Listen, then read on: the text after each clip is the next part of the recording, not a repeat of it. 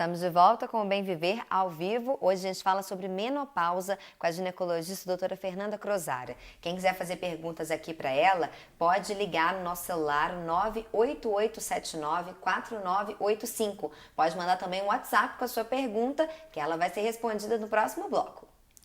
Doutora Fernanda, a gente estava falando sobre os principais sintomas, a gente falou dos sintomas físicos, mas tem sintomas psíquicos também, a menopausa. A menopausa, ela chega como um período, assim, é um baque na vida da mulher, né?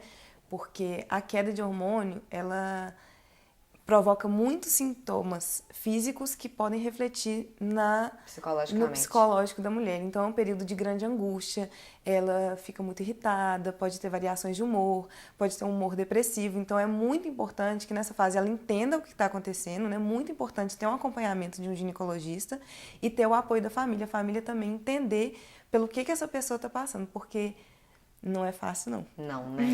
Mas é complicado mesmo. E existe algum exame para detectar essa chegada da menopausa? Até existe. A menopausa, na verdade, a gente fala que é um diagnóstico clínico, né? A gente diagnostica mais a menopausa pelos sintomas, porque antes até de ter alguma alteração de exame laboratorial, né, de sangue, a gente já pode ter esses sintomas da mulher, né? Mas existem dosagens hormonais que a gente faz, que a gente pode confirmar, né? A gente faz principalmente essas dosagens se a gente suspeita da menopausa numa mulher que não está na fase de menopausa ainda. Na menopausa precoce, digamos Exatamente. Assim. Que vão detectar justamente a queda do hormônio estrogênio e a elevação de um outro hormônio que é consequente da queda do estrogênio. E esses exames passam a ser rotina dessa paciente? Não, os exames de rotina na paciente climatérica, né, principalmente continua com o Papa Nicolau, né, aquela mulher sexualmente ativa, né? que vai fazer o exame anualmente. A mamografia, que passa a ser, ela é anual a partir dos 40 anos, então até antes da mulher entrar na menopausa, esse já é um exame rotineiro. Convém também a gente ter um ultrassom transvaginal para a gente ver como é que está o estado dos ovários, como é que está o útero dessa mulher, né? Principalmente se ela tem irregularidade menstrual, tá? E exames de laboratório, hemograma, os exames de rotina que a gente fala, né? Glicose, colesterol, vai fazer esses exames que a gente faz já. Dosagens de vitaminas, dosagens de hormônio tireoidiano. Isso tem que seguir. Isso a gente já começa até a fazer antes, mas a gente segue fazendo isso até com mais cautela nesse período do climatério. E outro exame também que não é anual, porém tem uma certa rotina, é o exame de densitometria óssea para a gente ver osteoporose. Isso, para a gente poder detectar se existe uma perda de massa óssea, que é muito comum depois da menopausa. Então, a partir dessa menopausa, a mulher tem que estar fazendo, porque os casos aumentam, né? Aumenta, porque a queda do hormônio leva a uma fraqueza óssea. E como que é realizado esse tratamento? Porque não é a menopausa, são os sintomas, não é isso mesmo? A gente trata os sintomas da menopausa. E a gente vai tratar principalmente se esses sintomas forem exacerbados, né? O tratamento em si, ele consiste com hormônio, né? A terapia de reposição hormonal. Então, a gente faz essa terapia de reposição, tem diversos esquemas, né? E vai depender também se a mulher tem útero, se não tem útero. E a gente faz essa reposição justamente para amenizar esses sintomas, amenizar os calores, amenizar o ressecamento vaginal. Principalmente esses dois, né? Acaba refletindo na melhora de outros sintomas também. Mas a gente inicia essa terapia de reposição principalmente se a mulher tem esses dois sintomas muito exacerbados. Tem mulheres que não apresentam sintomas? Tem mulheres que passam pela essa transição menopausal, essa fase, né, com sintomas mais brandos. Ou tem umas que relatam que tem um sintoma leve, não tem o outro. Mas geralmente em algum grau elas vão apresentar esses sintomas, né?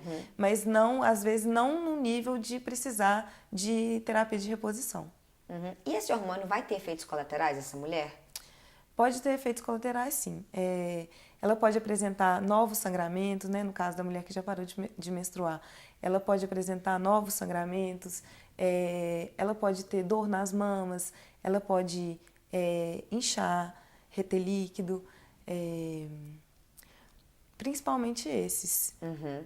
Mas ela não tem, por exemplo, dores de cabeça? Pode ter alguma dor coisa de cabeça também. Uhum. Isso é um sintoma que pode Depende aparecer. da mulher, depende Isso, de como depende. o hormônio vai agir nela. Exatamente. O hormônio, ele não tem um efeito igual para todo mundo. Assim como o anticoncepcional, né? Não é o assunto, mas funciona mais ou menos da mesma maneira. Uhum. E como que essa mulher pode tomar o hormônio? Ele é via oral?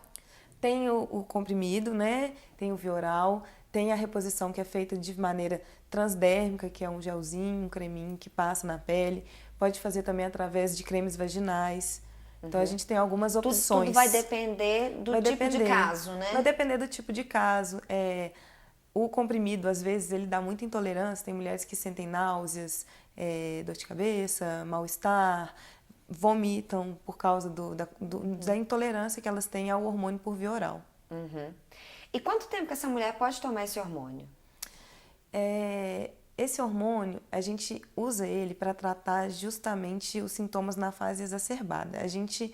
Que é esse período de transição, né? A gente procura começar a hormonioterapia numa fase em que a mulher ou ainda não parou de menstruar, que ela está próxima dessa parada, ou que ela acabou de ter a menopausa. A gente não inicia ele muito depois que a paciente teve essa menopausa, não. Justamente por esse período ser o mais sintomático, esse período de transição. Ele é o mais sintomático. Então, é o período que ela mais vai precisar daquele suporte, digamos assim, né, para amenizar esses sintomas. E aí vai depender um pouco. Geralmente, a gente não ultrapassa a marca dos 5 anos. É claro que isso varia de paciente para paciente. Às vezes, a gente suspende até antes, e se a paciente se manter assintomática, a gente não volta. E se a paciente chegar a usar durante 5 anos, suspender e ficar muito sintomática, ela pode ter essa conversa com o médico e estender um pouco mais, mas isso é muito caso a caso, mas geralmente não ultrapassa o limite dos 5 anos. Uhum. Doutora Fernanda, a gente vai para um rápido intervalo. No próximo bloco, a gente continua falando sobre menopausa. Se você quiser fazer a sua pergunta, pode mandar um WhatsApp para a gente no 98879-4985. Pode ligar também que a gente vai te atender. Até lá!